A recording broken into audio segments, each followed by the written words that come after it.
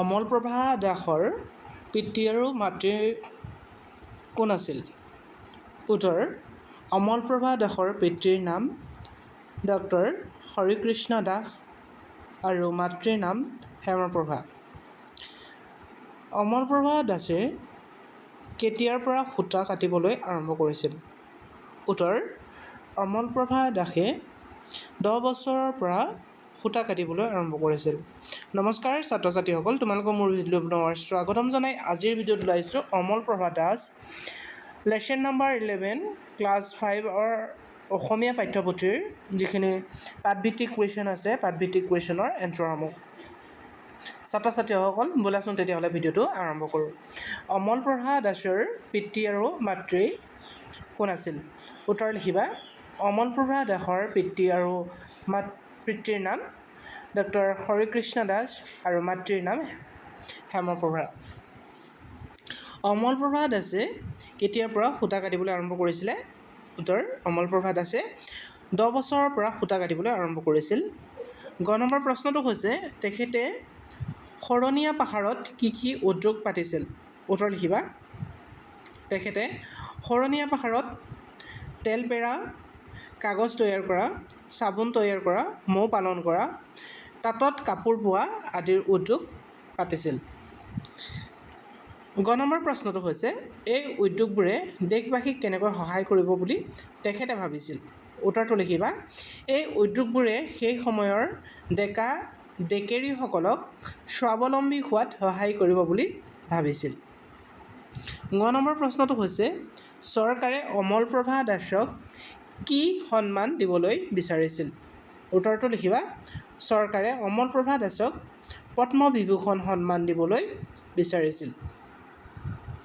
এতিয়া তোমালোকক দিছে তলৰ কথাখিনি কোনে কাক কিয় কৈছিলে কোৱা আৰু লিখা। এতিয়া প্ৰথমটো দিছে প্ৰশ্নত, মই সামান্যভাৱে যিকণ সেৱা আগবঢ়াইছোঁ তাক সন্মানিত কৰাৰ বাবে অন্তৰৰ কৃতজ্ঞতা জনাইছোঁ। কিন্তু মই এই সন্মান ল'ব নোৱাৰিম, কিয়নো ই মোৰ মনলৈ অহংকাৰ ভাৱ আনি দিব। তাৰ বাবে মোক অনুগ্ৰহ কৰি মাৰ্জনা কৰে যেন। ছাত্ৰ ছাত্ৰীসকল, উত্তৰটো লিখিবা। 1955 চনত ভাৰত চৰকাৰে অমলপ্ৰভা দাসক সমাজ হিতকৰ কামৰ স্বীকৃতি স্বৰূপে পদ্মবিভূষণ সন্মান প্ৰদান কৰিছিল। কিন্তু সেই সন্মান গ্ৰহণ নকৰি প্ৰধানমন্ত্ৰী জৱাহৰলাল নেহৰুলৈ উক্ত কথাষাৰ চিঠিযোগে অমলপ্ৰভা দাসে কৈছিল। এতিয়া তাৰ পিছৰ প্ৰশ্নটো হৈছে স্কুলীয়া জীৱনত অমলপ্ৰভা দাসে পঢ়াৰ উপৰিও মাক দেউতাকক কি কি কামত সহায় কৰিছিল? উত্তৰটো লিখিবা। স্কুলীয়া জীৱনত অমলপ্ৰভা দাসে মাক দেউতাকক ফুলনিত ফুল ৰোৱা, পানী দিয়া আদি কামত সহায় কৰিছিল।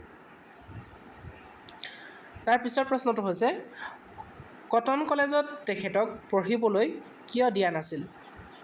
উত্তৰ: সেই সময়ত ল'ৰাইহে পঢ়িব পাৰিছিল কটন কলেজত, ছোৱালীয়ে নোৱাৰিছিল।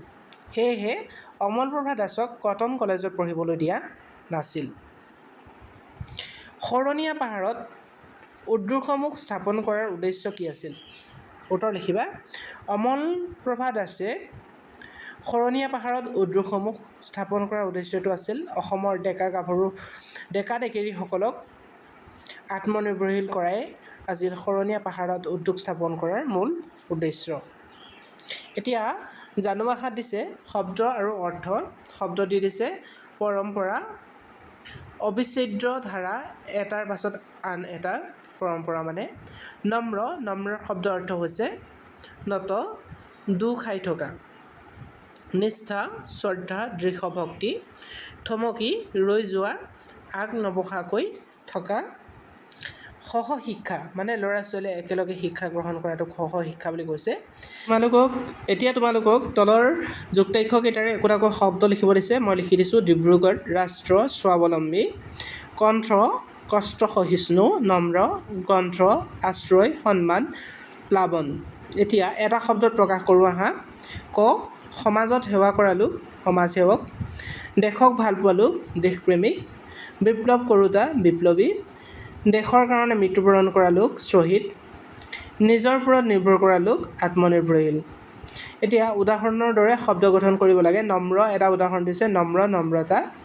তেতিয়া বাকীকেইটা কৰিব লাগে সাধু সাধুতা, ভদ্ৰ ভদ্ৰতা, দৃঢ় দৃঢ়তা, শিক্ষক শিক্ষকতা, মূৰ্খ মূৰ্খতা, সৰল সৰলতা, উজ্জ্বল উজ্জ্বলতা। তাৰ পিছৰ প্ৰশ্নটো দিছে অৰ্থৰ পাৰ্থক্য দেখুৱাই তলত দিয়া শব্দবোৰে একোটাকৈ বাক্য ৰচনা কৰা। এতিয়া উদাহৰণ এটা দিছে কথা। কথা মানে অচিনাকি মানুহৰ লগত কথা কওঁতে সাৱধান হ'ব লাগে। এটা উদাহৰণ দিছে এই কথাটোৰে। তাৰপিছত কথা, আনটো কথা হৈছে কি 5 কথাই এবিঘা মাটি হয়। এতিয়া বাকীকেইটা হৈছে পাত পাত, হাত হাত, ল'ৰা ল'ৰা, চুটি চুটি, গাঁও গাঁও, গড় গড়। এতিয়া পাত, প্ৰথম পাতটোৰ বাক্য ৰচনা কৰিবা টকো পাতে বিচনী সজা হয়। আৰু দ্বিতীয় পাতটোৱে লিখিবা বাক্য অসমৰ শুৱালকুছিত পাট মুগাৰ কাপোৰ তৈয়াৰ কৰা হয়। প্ৰথম হাত, এতিয়া হাত আহিছে, প্ৰথম হাতটোৱে লিখিবা হাতত গৰম পানী পৰিল। এইটো এটা বাক্য ৰচনা হ'ল। আৰু দ্বিতীয় হাতটোত লিখিবা বৃহস্পতিবাৰে আমাৰ ইয়াত সাপ্তাহিক হাট বহে। তাৰপিছত আছে ল'ৰা ল'ৰা। প্ৰথম ল'ৰাটোৱে লিখিবা ল'ৰা ছোৱালীবোৰে বল খেলি ভাল পায়। আৰু দ্বিতীয় ল'ৰাটোৱে লিখিবা বিদ্যালয়লৈ লৰালৰিকৈ ভাত খাই আহিলোঁ। এতিয়া চুটি চুটি, প্ৰথম চুটিটোৰ বাক্য ৰচনা লিখিবা জ্বৰ হোৱাৰ বাবে চুটি বিচাৰিছিল। আৰু দ্বিতীয় চুটিটোৱে লিখিবা মোৰ পেঞ্চিলডাল চুটি। তাৰপিছত গাঁও গাঁও, প্ৰথম গাঁওটোৱে লিখিবা গাঁৱৰ মুৰব্বীজনক গাঁওবুঢ়া বোলে। দ্বিতীয় গাঁওটোৱে লিখিবা মই গান গাওঁ। গড় গড়, প্ৰথম গড়টোৱে লিখিবা আমাৰ পৰিয়ালৰ গড় আই কম। আৰু দ্বিতীয় গড়টোৱে লিখিবা অসমৰ এশিঙীয়া গড় পৃথিৱীৰ বিখ্যাত। এনেদৰে বাক্য ৰচনা কৰিবা। ছাত্ৰ ছাত্ৰীসকল, ইয়াৰ পিছতে তোমালোকক দিছে উত্তৰ দিয়া। উত্তৰ দিয়াত প্ৰথমটো দিছে চন্দ্ৰপ্ৰভা শইকীয়ানীৰ জন্ম ক'ত আৰু কেতিয়া হৈছিল। উত্তৰটো লিখিবা চন্দ্ৰপ্ৰভা শইকীয়ানীৰ জন্ম 1901 চনৰ 16 মাৰ্চত দহিঙৰি গাঁৱত হৈছিল। দহিঙৰি গাঁৱত জন্ম হৈছিল। তাৰ পিছৰ প্ৰশ্নটো হৈছে তেখেতে প্ৰাথমিক শিক্ষা কেনেকৈ লাভ কৰিছিল। উত্তৰটো লিখিবা তেখেতে প্ৰাথমিক শিক্ষা পেহীয়েকৰ ঘৰত গৈ লাভ কৰিছিল। তাৰ পিছৰ প্ৰশ্নটো হৈছে চন্দ্ৰপ্ৰভা শইকীয়ানীয়ে নিজৰ গাঁৱৰ ছোৱালীবিলাকৰ বাবে কি কৰিছিল। উত্তৰ লিখিবা চন্দ্ৰপ্ৰভা শইকীয়ানীয়ে নিজৰ গাঁৱৰ ছোৱালীবিলাকৰ বাবে প্ৰাথমিক স্কুল আৰম্ভ কৰিছিল।